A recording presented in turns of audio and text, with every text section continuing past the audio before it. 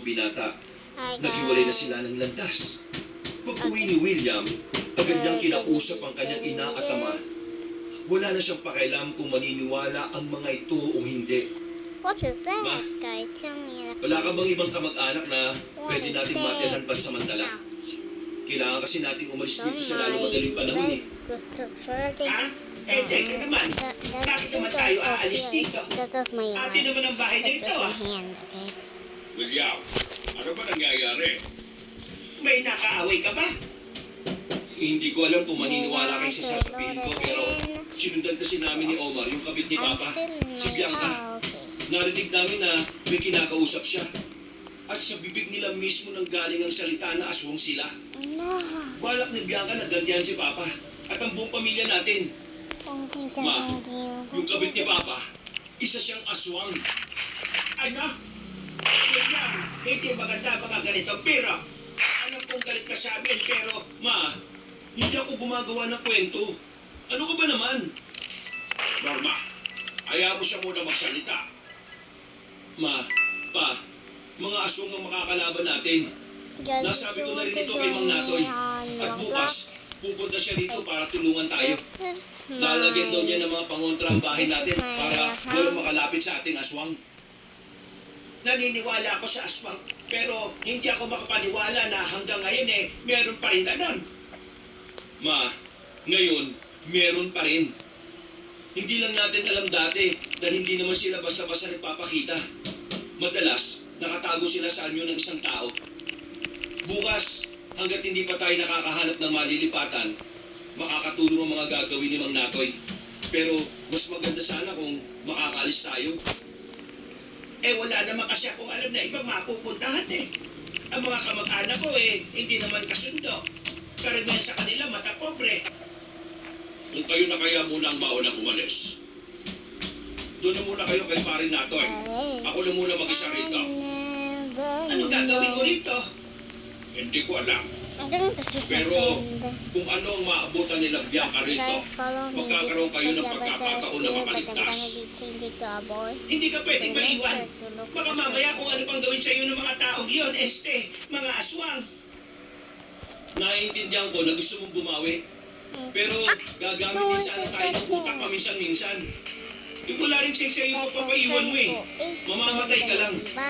Sumama ka na sa amin kapag nakahanap na kami ng malilipatan.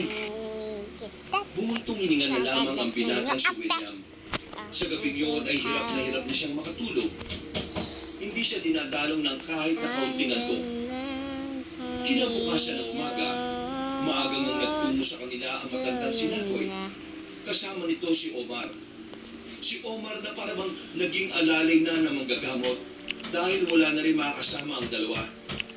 Pre, maraming salamat ha. Maasahan ka talaga. Alam mo naman na kapag usap ang aswang mabilis ako. Isa pa, nag-aalala kasi ang anak mo. Kaya tutulungan ko talaga siya. Hindi ba, William? Opo, tama po. Pre, mamaya rin gabi. Dito na muna kami ni Mang Natoy. Magbabantay kami. Sabi kasi ni Mang Natoy malaki ang tsansa na dumating sila sa bayan. Base kasi sa narinig natin, parang makabawi si Bianca. Galit talaga siya sa papa mo. Her hitbox! Kasalanan ko ang lahat ng ito. Kung hindi lang sana ako nagkasala, wala sanang ganito. Kung sana, nag-iisip ka bago gumawa ng isang kasalanan, wala sanang ganito. Hindi sana malalagay sa panganib ang buhay ni Mama. Nang dahil sa pagiging immoral at malandi mo, pati kaming nananahimik ang buhay nababahala. Uy, Pri! Ito ang tamang oras para dyan. Kailangan niya marinig ito mula sa akin. Kailangan niya malaman at mapagtanto na ito ang kapalit ng mga ginawa niyang desisyon. No, just leave. Naiintindihan kita. William anak. Kaya nga ngayon, gagawin ko makakaya ko para makabawi sa inyo. BRB? Hindi ka dapat bumawi sa akin. Kay Mama ka bumawi. Siya ang niloko mo. Siya ang sinaktan mo. So, Lenny Pond. Napatawa na lamang si Mang Fred. Hindi na rin ito nagsalita pa at sinimulan na lamang ang paglalagay. Papaano lumaban? Dapat kong malaman ang iba't ibang uri ng mga aswang. Dapat kong malaman kung ano ang pinagmulan nila. Kapag nakalipat kayo at nasa ligtas na lugar na kayo, Tutulungan kitang matuto. Dalawa kayo ni Opa. And then Tingin niyo talaga, kakayanin ko yan? Naman. Alam mo, This is my basta para sa upload pamilya, today. kahit gaano kahirap, makakaya mo yan. Naway myself. Maraming salamat, Mang Natoy. Pero gusto ko lang malaman kung gaano ba talaga kadelikado kalaban ng mga aswang. May mga kwento-kwento noong kapanahunan daw nila Rizal. Ang mga aswang daw ang pumaslang sa ibang Kastila.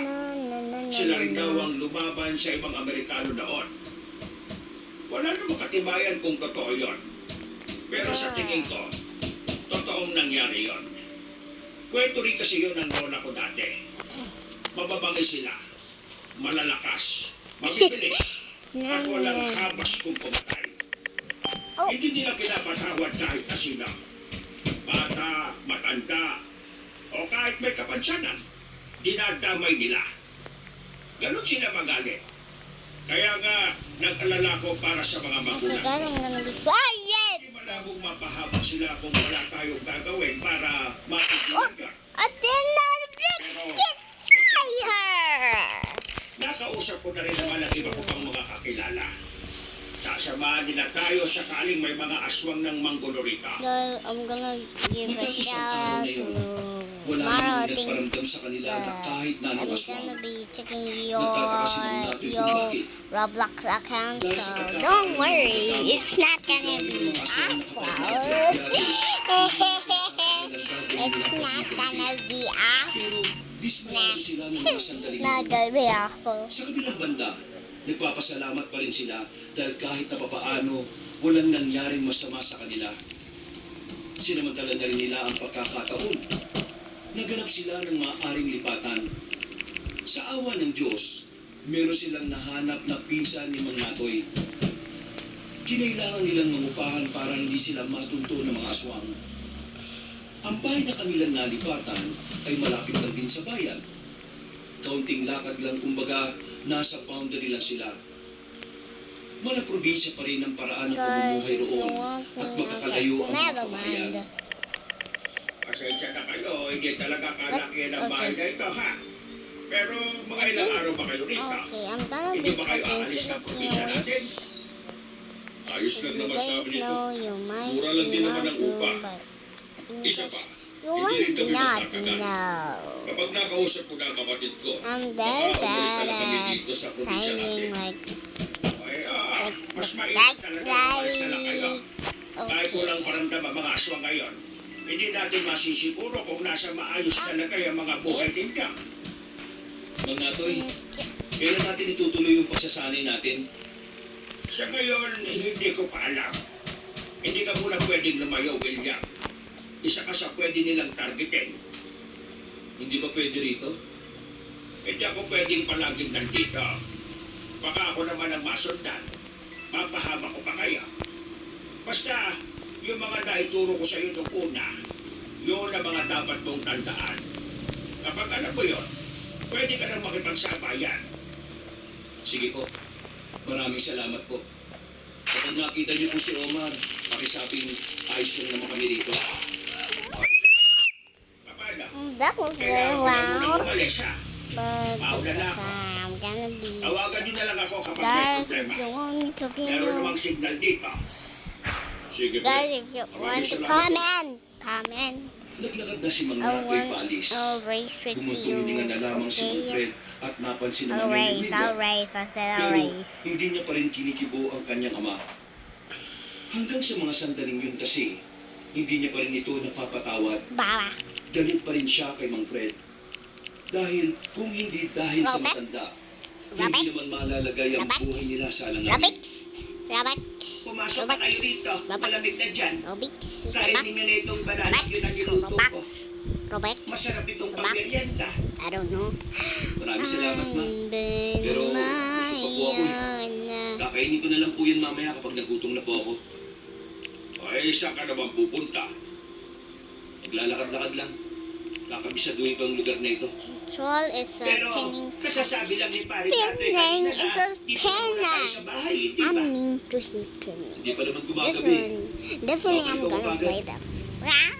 Lumabas na ng bakura ng Never pinapansin. mind. Kutsili lamang ang Never kanyang mind. Ayaw na lang. sa lugar na yun. May mangilang-ilang napapatingin sa kanya. This one. Parang This is alam na I'm agad gonna ng mga shout out taong to. naroon na hindi siya taga roon. Guys, if you want to join Pero, me, you ganun can pa man, just add me. wala naman siyang nararamdamang panganib mula sa mga yon. Sa kanyang pag-ikot, nagmamasid siya sa lugar. Sa puntong ito pa lang ay inaalam na niya kung may mga aswang ba sa paligid. No, don't wanna ba. Sa ilang araw kasi nilang naging sayo ni Mang Natoy, marunong na rin siyang tumingin kung ano ang aswang sa hindi. Wala namang aswang. Mabuti naman kung ganun. Maglalakad na sana siya pabalik, pero laking gulat niya nang makita niya ang babaeng si Bianca. Kuya.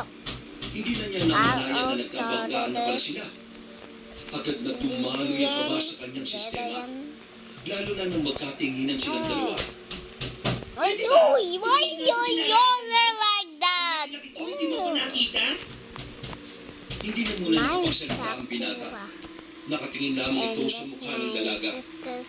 Tingin ka ba? AKA Hindi my ba ako naririnig? husband. Pasensya na ah. Hindi ako Roblox. nakatingin eh. Ang tanga-tanga. Fix your animation. Napalunok ng Just laway si one William. and Palagay niya, hindi naman siya kilala ni Bianca. join Hindi na me lang talaga hindi in. nagpakita si Mang Fred ng kahit No. anong larawan ng Join pamilya me. nila. Kaya wala itong ideya sa mukha nilang mag-ina. Nang makalayo na ang babae, dali-dali siyang tumakbo paalis. Binalikan niya ang kanyang ina at ama para ibalita ang kanyang nalaman. I don't know where's my Roblox Kailangan natin umalis going. dito. Paano ko? Kararating lang natin ngayon ha. Ano ba nangyayari? William, ano na naman bata? Nakita ko yung kabit mo rito. Hey. Kaya wala na tayong dahilan para manatili pa rito. Agi. Baka isa rin ang lugar nito na tinitira nila. Hindi tayo pwede umalis. Wala na tayong pupuntahan. Isa pa, ilang minuto na lang magagabi na. Madilim na sa labas. Anong gusto mo? Matuntun nila tayo rito? William, anak, baka naman napadaan lang ang babae niyan dito. Huwag ka masyado mag-isip ng kung ano-ano. Tama ang mama mo. Kumalma ka lang muna. Kumalma? Buhay natin ang nakasalalay dito. Kumalma lang ako? Ayos ka lang ba? William, ano ba? Ang lakas ng loob mo magsalita sa akin na kumalma. Pagkatapos mong tumikim ng ibang babae, tapos gumawa ka ng ganitong klase ng gulo, talagay ang buhay natin sa alanganin. Sasabihin mo sa akin ngayon, kumalma lang ako? Seryoso ka ba talaga? Oo. Kasalanan ko lang lahat ng ito. Kaya nga ginagawa ko makakaya ko para maitama ito eh. William naman, kung magkaganyan ka, wala rin naman mangyayari. Mas lalo ka lang hindi makakapag-isip ng maayos kung tensyonado ang I'm utak gonna mo. upload this. Sige, sabihin mo sa akin, anong ginagawa Bye. mo para Bye maayos guys. ang utak mo? Peace out. Hindi ba ba nakikita